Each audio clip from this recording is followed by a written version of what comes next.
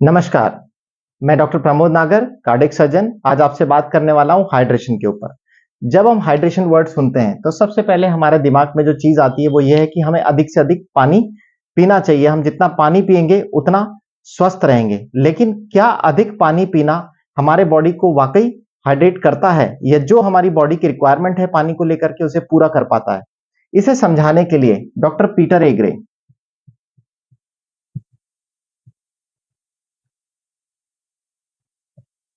कि शरीर में पानी वाकई जाता कैसे है, कोशिकाओं के अंदर काम कैसे करता है और पहुंचता कैसे, इसे समझाने के लिए डॉक्टर पीटर एग्रे को 2003 में नोबेल प्राइज मिला।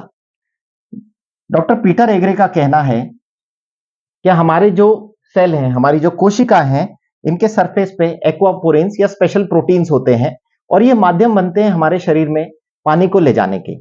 ये एक्वापोरिन की एक स्पेसिफिक साइज है। इनकी साइज जैसे आपके घर के दरवाजे से हाथी नहीं घुस सकता, वैसे ही इन एक्वापोरिन से हर पानी पार नहीं कर सकता और ये एक्वापोरिन के माध्यम से ही पानी अंदर और बाहर जाता है। हम सोचते हैं कि हमारे सेल में पानी जाने के बाद भरा रहता है, पर ऐसा नहीं है। डॉक्टर पीटर एग्रे ने समझाया कि पानी हमारे सेल में या कोशिकाओं में निरंतर अंदर बाहर होता रहता है और बहुत तेजी से अंदर बाहर होता है। ऐसा इसलिए होता है क्योंकि हमारे सेल के अंदर बहुत सारे केमिकल रिएक्शन चल रहे हैं, जिससे हमारे को जीवन मिलता है। ये वो सेल का फंक्शन होता है। जैसे आपके पैंक्रियास के सेल इंसुलिन बनाते हैं, लीवर के सेल डाइजेस्टिव एंजाइम बनाते हैं, पेट के सेल HCl बनाते हैं, एसिड बनाते हैं। तो इस तरह की बहुत सारी क्रियाएं हमारे शरीर में चल रही है और अलग अलग कोशिकाएं क्रियाएं कर रही है। तो जब ये रिएक्शन हमारे सेल में चल रहे होते हैं, कोशिकाओं में चल रहे होते हैं, तो बहुत सारे केमिकल ऐसे भी बनते हैं जो हमारे शरीर के लिए जहर है या टॉक्सिन है और उन्हें शरीर से निकाल के बाहर फेंकना बहुत आवश्यक है। और जब हम खाना खाते हैं, तो इसमें बहुत सारे विटामिन्स, मिनरल, न्यूट्रिएंट, फाइटोन्यूट्रिएंट्स होते हैं जो इन सेल के अंदर जाना जरूरी है ताकि ये रिएक्शन सही तरीके से हो सके। तो ये एक्वापोरिन पानी को एक माध्यम बनाते हैं जिसके माध्यम से अंदर के टॉक्सिन बाहर आ सके और बाहर के न्यूट्रिएंट सेल के अंदर आ सके, जिससे हमारे सेल में ये केमिकल रिएक्शन सही तरीके से हो सके। इन सब का माध्यम पानी है, पर पानी को सेल के अंदर बाहर करने वाले एक्वापोरिन्स हैं। ये वो चैनल्स हैं 3 नैनोमीटर साइज के छोटे, जिनके थ्रू पानी अंदर बाहर होता है। लेकिन जैसे आपके घर के दरवाजे से हाथी अंदर बाहर नहीं हो सकता, ऐसे ही सही पानी का होना आवश्यक है इस दरवाजे से अंदर बाहर होने के लिए।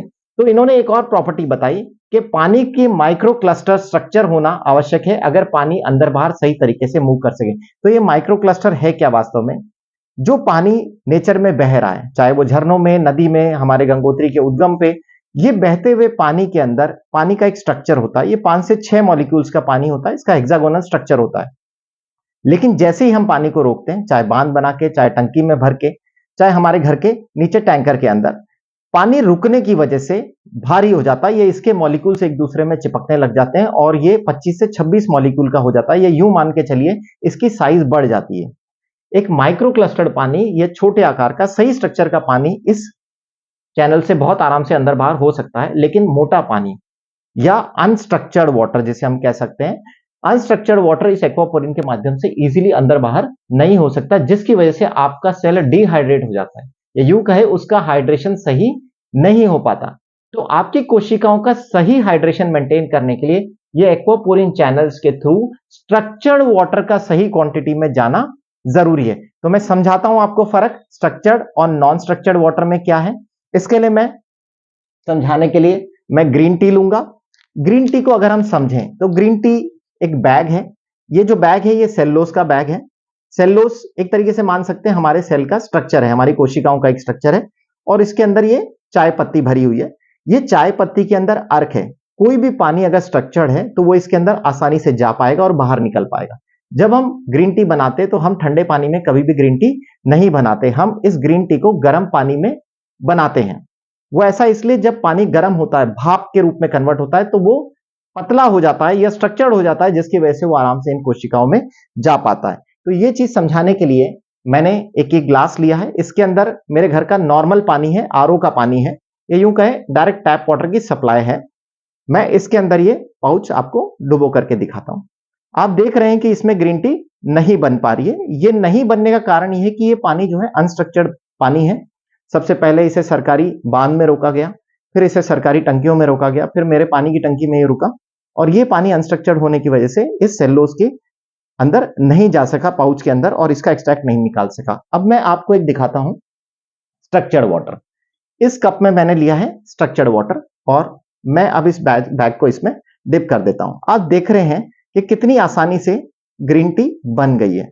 स्ट्रक्चर्ड वाटर आपकी कोशिकाओं में बहुत आसानी से पेनिट्रेट कर सकता है। पुराने आयुर्वेद में कॉपर के जो बर्तन के अंदर 12 घंटे पानी को रखने की पद्धति बताई गई है, वो बेसिकली पानी को स्ट्रक्चर करने का तरीका है और दूसरा उसे डीकंटामिनेट, ताकि बैक्टीरिया उसमें से मर जाए, पानी स्ट्रक्चर्ड हो जाए।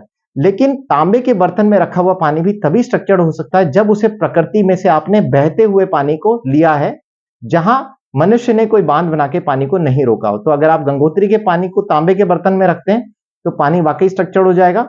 वैसे ही गंगोत्री का पानी स्ट्रक्चर्ड पानी है, लेकिन उसी पानी को अगर हम तांबे के बर्तन में रखते हैं तो एंटीबैक्टीरियल गुण भी पैदा करेगा और आपके पीने के लिए अच्छा होगा। लेकिन जो हमारे पास सप्लाई का पानी आ रहा है, ये नॉन स्ट्रक्चर्ड वाटर है और ये आपकी बॉडी को हाइड्रेट नहीं कर सकता। डॉक्टर पीटर हेगरे ने इस कंसेप्ट को समझाने के लिए पानी के माइक्रो क्लस्टर्ड स्ट्रक्चर के एक्वापोरिन चैनल्स के थ्रू अंदर बाहर होने की क्रिया को जो समझाया, इसके लिए इन्हें नोबेल प्राइज मिला है। दोस्तों, नोबेल प्राइज दुनिया का सबसे बड़े प्राइज में से आता है।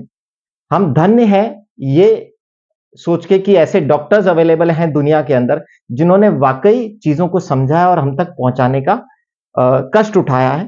तो अगर हम इस चीज को समझ सकें, डॉक्टर पीटर हेगरे के इस कंसेप्ट को, तो हम अपने स्वास्थ्य को अच्छा मेंटेन कर पाएंगे। क्योंकि एक बुक लिखी गई है, you are not sick you are thirsty. आप उसे पढ़िए, आप समझ जाएंगे कि अगर आपकी बॉडी का हाइड्रेशन सही नहीं है तो आपको बहुत सारी बीमारियां लगेगी, क्योंकि आपके सेल के अंदर केमिकल रिएक्शन सही नहीं होंगे, वो बहुत सारे केमिकल्स बना नहीं पाएंगे और उनके अंदर से टॉक्सिन्स बाहर नहीं निकल पाएंगे और न्यूट्रिएंट्स अंदर नहीं जा पाएंगे, जिसकी वजह से वो सेल खत्म हो जाएंगे और आपको बहुत सारी बीमारियां लगेगी। इनफैक्ट कैंसर जैसी बीमारी को भी आप स्ट्रक्चर्ड वाटर कंज्यूम करके आसानी से सही कर सकते हैं, ताकि कैंसर सेल के अंदर से गंदगी बाहर निकल सके और सही न्यूट्रिएंट जब उसको मिलेंगे तो वो सेल भी हील होना स्टार्ट हो जाएगा। तो दोस्तों, मैं उम्मीद करता हूं कि आज के बाद आप भी अपने जीवन में स्ट्रक्चर्ड पानी पिएंगे। मैंने जो स्ट्रक्चर्ड वाटर आपको दिखाया, ये एनर्जिक के कैंगन डिवाइस से निकला हुआ पानी है और ये पानी मैं रेगुलर कंज्यूम कर रहा हूं और मैं सबको यही सलाह देता हूं कि इस तरह का पानी आपको भी रेगुलर कंज्यूम करना चाहिए। Thank you.